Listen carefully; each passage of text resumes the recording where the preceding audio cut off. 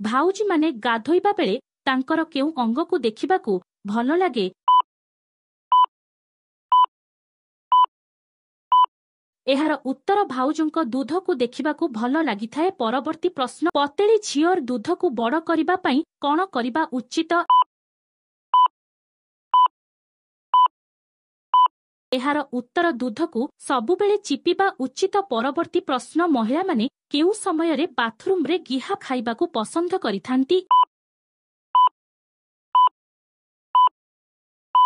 ଏହାର ଉତ୍ତର ପିରିୟଡ଼ ସମୟରେ ବାଥରୁମରେ ଗିହା ଖାଇବାକୁ ପସନ୍ଦ କରନ୍ତି। ପରବର୍ତ୍ତୀ ପ୍ରଶ୍ନ, କେଉଁ ମହିଳାଙ୍କ ବିଆ ଚାରିପଟେ ଅଧିକ ବାଳ ଉଠିଥାଏ? ଏହାର ଉତ୍ତର ମୋଟି ମହିଳାଙ୍କ ବିଆରେ। ପରବର୍ତ୍ତୀ ପ୍ରଶ୍ନ, ଲିଙ୍ଗକୁ ଶକ୍ତ ଓ ଲମ୍ବା କରିବାର ସବୁଠୁ ସହଜ ଦେଶୀ ଉପାୟ କଣ? ଏହାର ଉତ୍ତର ପ୍ରତ୍ୟେକ ଦିନ ଶୋଇବା ପୂର୍ବରୁ 2 ପୁଳା ରସୁଣ ଖାଇବା ଉଚିତ। ପରବର୍ତ୍ତୀ ପ୍ରଶ୍ନ, କେମିତି ଗେହିଲେ ମହିଳାଙ୍କ ଗର୍ଭାଶୟକୁ ଅଧିକ ବୀର୍ଯ୍ୟ ପହଞ୍ଚିବ?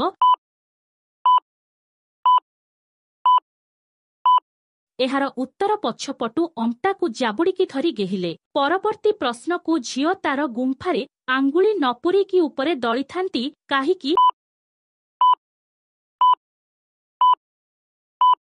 ଏହା ଉତ୍ତର, ମୋଟି ଝିଅ ତାର ବିଆରେ ଉପରେ ଭସିଥାନ୍ତି। ପରବର୍ତ୍ତୀ ପ୍ରଶ୍ନକୁ, ଝିଅମାନେ ଗୁମ୍ଫାରେ ବାଇଗଣ ପୁରାଇ ଥାନ୍ତି? ଏହାର ଉତ୍ତର, ପେଲା ଭିଡିଓ ଦେଖୁଥିବା ଝିଅମାନେ ବାଇଗଣ ପୁରାଇଥାନ୍ତି।